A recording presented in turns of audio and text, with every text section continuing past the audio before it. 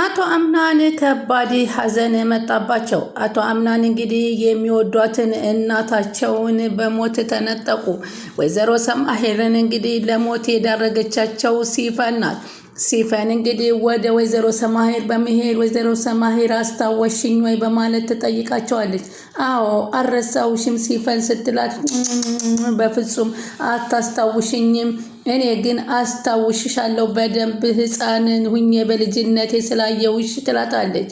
አልገባኝም ስትላት ደፍኒ ስትላት አይኗን አፈጠጠች። ደፍኒ አለችና አቶ ወይዘሮ ሰማሄርም ደነገጠች።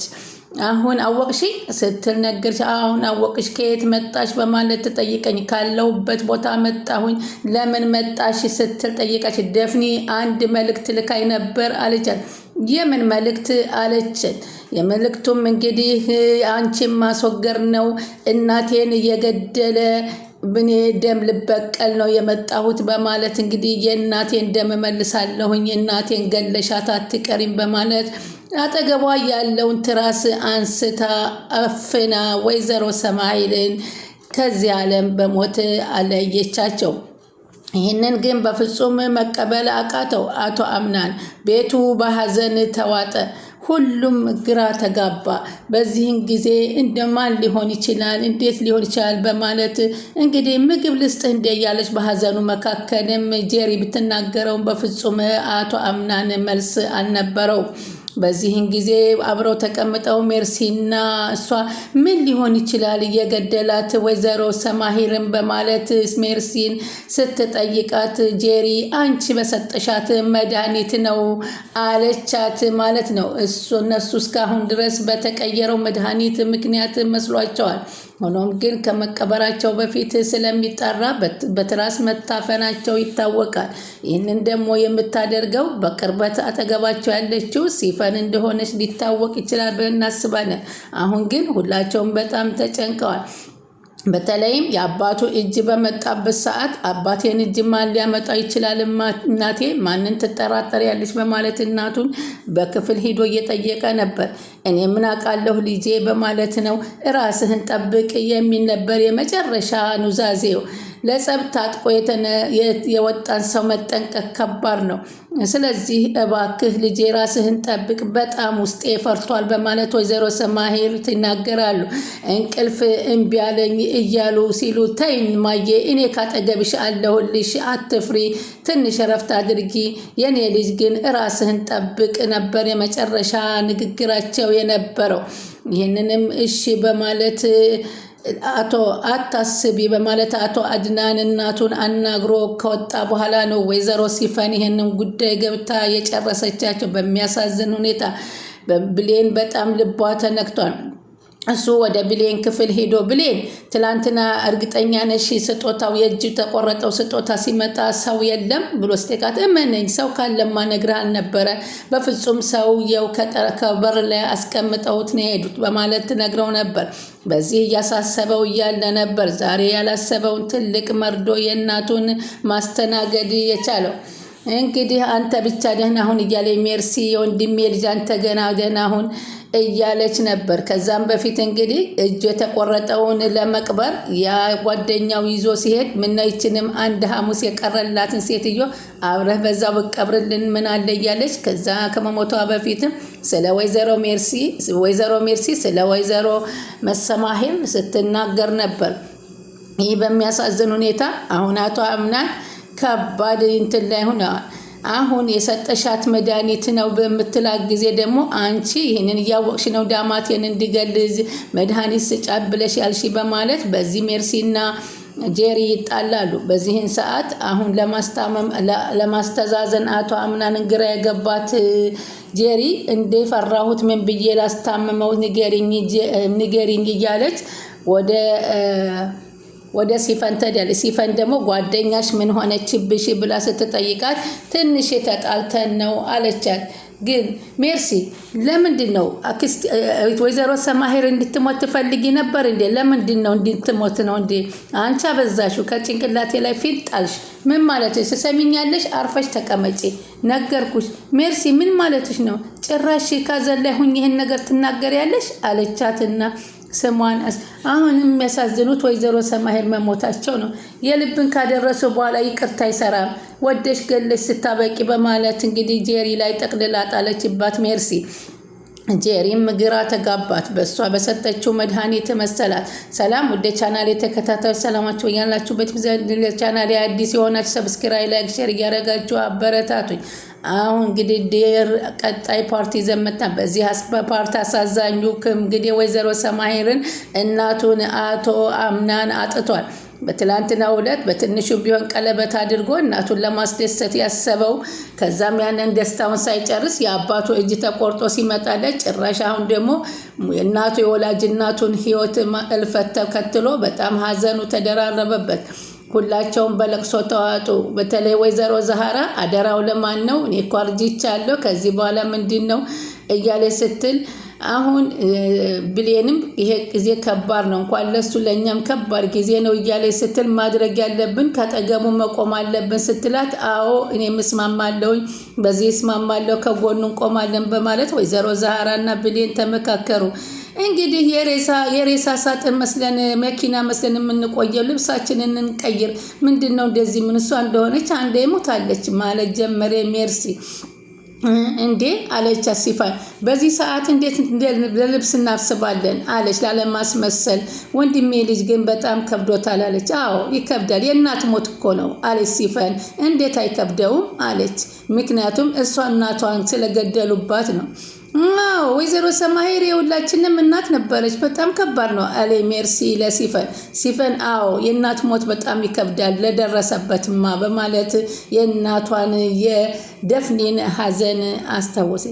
አሁን ሜርሲ እዚህ የመጣችበትን ምክንያት አክስትየዋ መጠየቅ ጀመረ። ምክንያቱም የወይዘሮ ሰማሄር እህት አሁንም መታለች ለቀብር። ለምንድን ነው የመጣችው ለቀብር ነው ወይ ብለው ስትጠይቀው አይደለም ቀደም ብላ ቆይታለች ከመጣች በማለት ታዲያ እህቴ በዚህ ጉዳይ ምንድን ነበር ሀሳቧ አለችው። ደስተኛ ነበረች አላቶ አምናን።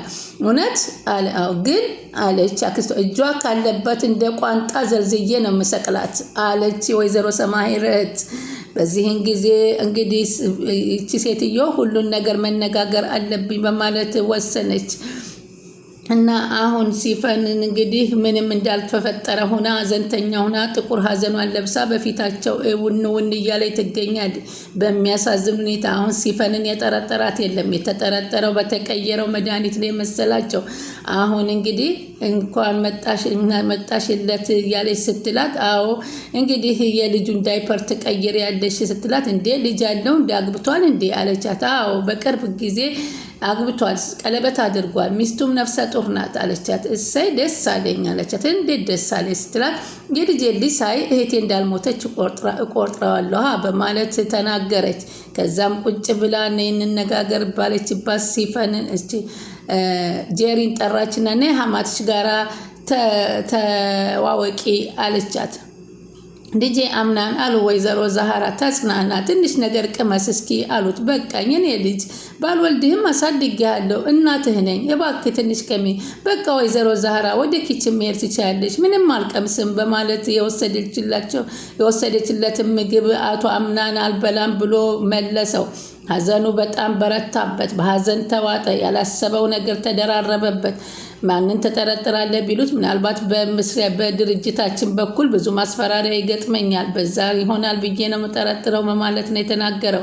ጓደኛውም ይህ ቀለበት የሚደረግበትን ጊዜ ያሳወቅከው ሰው አለህ እንዴ በማለት ስለ አባቱ እጅም ይጠይቀዋል። እኔ ማንንም አላሳወቅኩም ይህንን ነገር የሚያክሰውን እንዲያደረገ በማለት ጓደኛው ቃል ነግሮት ይህንን እያስታወሰ ባለበት ሰዓትም ነበረ እንግዲህ ሲፈን መጥታ ቁጭ ስትል በአንቺ ነሽ ማለቴ ጄሪ መጥታ ቁጭ ስትል ሰላም ጄሪ አለቻት አክስትየዋ።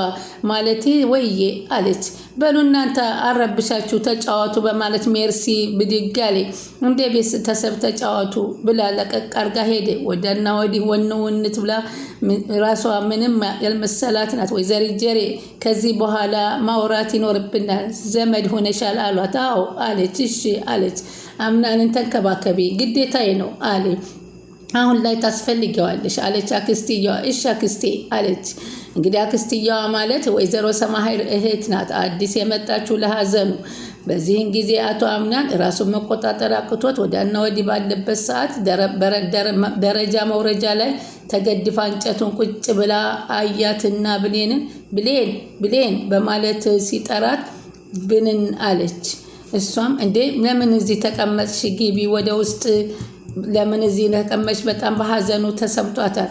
እዚህ ወደ ውስጥ ግቢ ብሎ ሲላት አንተም እባክህ አቶ አምናን አቤት አለችው። ተነሽ ወደ ክፍልሽ ግቢ በማለት ሲያዛት እሺ አለች። ይቅርታ አለችው። ለምን ነው ይቅርታ የምትጠይቂኝ አላት። እኔ እንጃ አለች። ግን ራስህን ጠብቅ አለችው። ለማን ብዬ አለ። ማንም ብዬ ለማን ብዬ ነው የምጠብቀው በማለት ተናገራትና ወረደ። እንግዲህ አባቴ ነው የለኝም፣ እናት እኔ ናት ሂዳለኝ፣ ምን አለኝና ለማን ብዬ ራሴን እጠብቃለሁ እንደማለት ሁሉ የተስፋ መቁረጥ ስሜት በአቶ አምናን ላይ የታየበት ነበረ። በጣም ያሳዝናል። በዚህን ሰዓት እንግዲህ ሲፈን መጀመሪያም ስትመጣ ስለ አባቱና ስለ ሞት ስታጣራ ሴትየዋን አንድ ነገር በውስጧ ሚስጥር እንዳላት ያሳውቅ ነበረ። ስለዚህ አሁን ደግሞ ጓደኛዬ እንታረቅ እያለች ከሜርሲ ጋራ ጄሪ ምን እየተከተሽ ትጨቀጭቅኛለሽ አንቺ? እኔ እኮ ያላንቺ ምንም አይሆንልኝም። እንግዲህ ምን ማድረግ ይቻላል? በህይወት መኖራችን ልንጠቅም ያለ ሰዎች ይኖረናል አለች። አዎ ታስፈልጊኛለሽ አለቻት። እንታረቅ አለች። ሞዛዛ አለቻት። ነፈዝ አለቻትና እንድትታረቃትና ከጎኗ ሆና እንድታግዛት ትፈልጋለች። ምክንያቱም መድኃኒቱን የቀየረችው እሷ ስለሆነች በመድኃኒቱ ምክንያት ህይወት ያለፈ እየመሰላት ነው። አሁን በእርግጥ እሷም ስህተት ሰርታለች። ሴትየዋን ለአልጋ ቁራኛነት አብቅተዋታል ሁለቱም ቢሆን። በዚህ ጊዜ በጣም በሚያሳዝን ሁኔታ እንግዲህ አቶ አምናን መቋቋም አቅቶታል። በዚህ መካከል ደግሞ ወይዘሮ ጄሪ አርግዣለሁ እያለች እያስታወከች የወሊድ መቆጣጠሪያ ሂዳ ሽንት ቤት እያየች ነበረ። በዚህም እንግዲህ ያስደነገጣት ነገር አለ። ምንድን ነው? ነፍሰ ጡርነቱ የለም ወይንስ አለ የሚለው ያሳስባል። ብላ ነበር አፏን ከፍታ አፍጥጣ የቀረችው። ይህ አሁን እሱን ሊያስደስተው አይችልም። ይህ አሁን እሱ የልጅ መኖር በፍጹም አያስደስተትም። ከዚህ በኋላ ደግሞ ከአጠገቤ እንዳደርሽ በማለት ሜርሲ ደግሞ እሷን አስጠንቅቃታለች። እንግዲህ ወይዘሮ ሜርሲ ሳሎን ላይ ብቻዋን ተዘግርራ ነበረ። ከዛው ሚስኪን ሜርሲ ከዚህ ላይ ተኝተሻል ወይ ጉድ እያለች ተነሳች። እንግዲህ ወይዘሮ ሰማሄር በጣም በሚያሳዝን ሁኔታ ውስጥ የፈራ እያሉ ለልጃቸው እየተናገሩ በጣም በሚገርም ሁኔታ ያን ነገር እያሳሰባቸው እያለ በዚህ ህልፈተ ህይወታቸው በሲፈን እጅ በትራስ ታፍነው መሞታቸው በጣም ያሳዝናል። እንግዲህ ጓደኛውም ያንን እጅ የመጣውን አፈር ለማልበስ እንግዲህ ሄደዋል። ምንም የሰማውና ያየው ነገር የለም። ሱዴ ቻናል የተከታተሉ የአቶ አምናን ሀዘን በጣም ልብ ይሰብራል። ስለምትከታተሉን ከልብ እናመሰግናለን። ቻናሉ ላይክ ሼር እያደረጉ ያበረታቱ።